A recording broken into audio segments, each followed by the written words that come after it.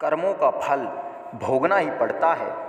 जय श्री कृष्णा दोस्तों, ज्ञानांश धारा यूट्यूब चैनल में आप सभी श्रोता बंधुओं का हार्दिक स्वागत है। दोस्तों, प्राचीन भारत के समय की बात है जब वेदों और पुराणों का अध्ययन करना सबसे बड़ा ज्ञान माना जाता था।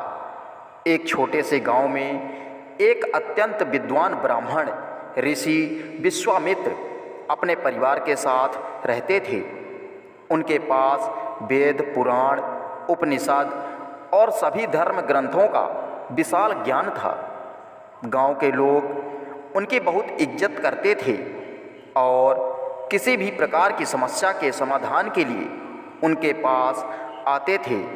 विश्वामित्र सदैव धर्म और कर्म की बात करते थे और लोगों को यह शिक्षा देते थे कि जीवन में कर्म ही सबसे बड़ा धर्म है। वे कहते थे कि कर्मों का फल निश्चित होता है, चाहे वह अच्छा हो या बुरा। विश्वामित्र का एक शिष्य था, नाम था सत्यवान। सत्यवान युवा था, परंतु उसे जीवन के गूढ़ रहस्यों में विशेष रुचि थी। वह प्रायः अपने गुरु से धर्म, कर्म और जीवन के मर्म के बारे में प्रश्न करता रहता था। एक दिन सत्यवान ने अपने गुरु से पूछा कि हे गुरुदेव, आपने सदैव कर्म का महत्व बताया है, परंतु कभी कभी ऐसा लगता है कि जो बुरे कर्म करते हैं उन्हें भी सुख मिल रहा है, जबकि जो अच्छे कर्म करते हैं वे दुख में हैं। ऐसा क्यों होता है? विश्वामित्र ने गंभीर स्वर में उत्तर दिया, बेटा, यह संसार कर्म भूमि है। यहाँ हर व्यक्ति अपने कर्मों के अनुसार फल प्राप्त करता है, परंतु हमें यह समझना चाहिए कि कभी कभी कर्मों का फल तुरंत नहीं मिलता। वेद और पुराणों में इस बात का वर्णन है कि कर्मों का फल कई जन्मों तक चलता है। किसी का पुण्य उसे अगले जन्म में मिलता है तो किसी का पाप। यह ईश्वर की न्याय व्यवस्था है जिसे हम अपनी सीमित दृष्टि से समझ नहीं सकते हैं। सत्यवान को यह उत्तर संतोषजनक लगा, परंतु वह इसे और अधिक गहराई से समझना चाहता था। उसने अपने गुरु से निवेदन किया कि हे गुरुदेव, क्या आप मुझे कोई ऐसी कथा सुना सकते हैं जिससे मैं कर्मों के फल के नियम को बेहतर तरीके से समझ सकूं? ऋषि विश्वामित्र ने एक प्रेरक कथा सुनानी आरंभ की जो वेदों और पुराणों में वर्णित है। उन्होंने कहा, एक समय की बात है जब अयोध्या नगरी में सत्यवती और धर्मपरायण राजा हरिश्चंद्र राज्य करते थे। राजा हरिश्चंद्र अपने सत्य और न्याय के लिए प्रसिद्ध थे। उन्होंने जीवन में कभी भी असत्य नहीं बोला और सदैव धर्म का पालन किया। उनकी रानी का नाम सव्या था और उनका एक पुत्र था, रोहिताश्व। एक दिन ऋषि विश्वामित्र ने राजा हरिश्चंद्र की सत्यनिष्ठा की परीक्षा लेने का निश्चय किया।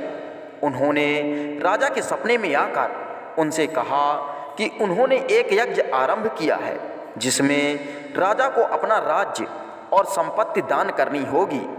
हरिश्चंद्र ने बिना किसी संकोच के यह दान स्वीकार कर लिया। अगले दिन ऋषि विश्वामित्र राजा हरिश्चंद्र के पास आए और उन्हें यज्ञ के लिए दान देने की बात याद दिलाई। राजा ने तुरंत अपना राज्य और संपत्ति दान में दे दी और स्वयं अपनी पत्नी और पुत्र के साथ वन की ओर चल पड़े। अब वे साधारण वेश में एक वनवासी की भांति जीवन व्यतीत करने लगे। इस प्रकार राजा हरिश्चंद्र और उनका परिवार बिना किसी आश्रय के रहने लगे। समय बीतता गया और जीवन कठिन होता गया, परंतु राजा ने कभी सत्य का मार्ग नहीं छोड़ा। राजा हरिश्चंद्र के जीवन की कठिनाइयाँ यहीं समाप्त नहीं हुईं। जब उनके पास जीविका चलाने के साधन समाप्त हो गए तो उन्हें काशी में एक शमशान में काम करना पड़ा। शमशान का रखवाला होने के नाते उन्हें अंतिम संस्कार के लिए आने वाले मृतकों के परिजनों से कर वसूलना होता था। यह कार्य एक राजा के लिए अत्यंत कठिन था, परंतु हरिश्चंद्र ने इसे भी धर्म के मार्ग पर चलते हुए स्वीकार किया। एक दिन राजा की पत्नी सैव्या उनके पुत्र रोहिताश्व के शव को लेकर शमशान पहुंची।